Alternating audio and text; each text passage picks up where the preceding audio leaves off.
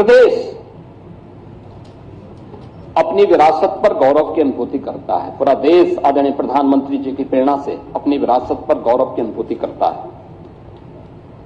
और हम लोगों का मानना है कि विरासत से युक्त विकास ही एक उज्जवल भविष्य की एक आधारशिला होती है।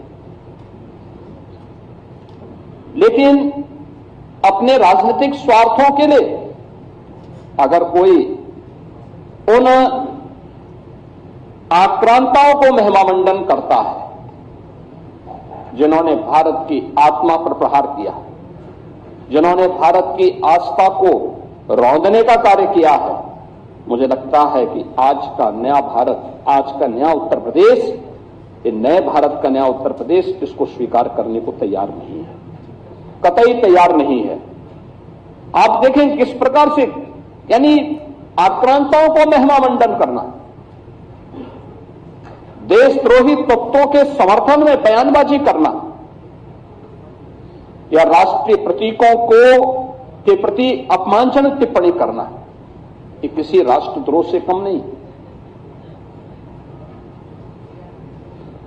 वंदे मातरम का 150वां वर्ष चल रहा है।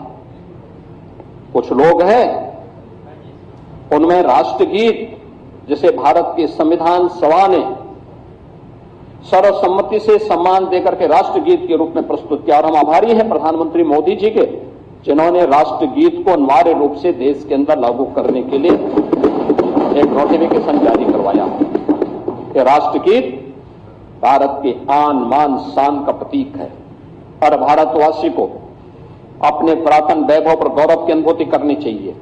और इन सभी प्रतीकों के साथ साथ राष्ट्र नायकों का सम्मान हम सब भारतीयों का दायित्व बनता है। अगर हम आक्रांताओं का महिमामंडन कर रहे हैं और राष्ट्र के प्रतीकों का, भारत के तिरंगे का, भारत के राष्ट्रगान का, भारत के राष्ट्रगीत का, भारत के महापुरुषों का अपमान कर रहे हैं, तो एक प्रकार से हम संविधान की अवहेलना कर रहे हैं। मैं पूछना चाहता हूं समाजवादी पार्टी और कांग्रेस से, एक तरफ संविधान के नाम पर जनता की आंखों में धूल झोंकने का कार्य कर रहे हैं और दूसरी तरफ वंदे मातरम जैसे राष्ट्रगीत का इनके द्वारा विरोध करवाया जा रहा है। इनके सदस्य चढ़ले से बोल रहे हैं कि हम वंदे मातरम के लिए खड़े नहीं होंगे, हम नहीं गाएंगे। क्या मतलब है इसका? यानी हिंदुस्तान में रहोगे और भारत के राष्ट्रगान और राष्ट्रगीत को गाने में आपको दिक्कत होती है, ये चीजें नहीं चल सकती हैं। ये भारत के संविधान निर्माताओं का अपमान है, ये बाबा साहब भीमराव अंबेडकर का अपमान है।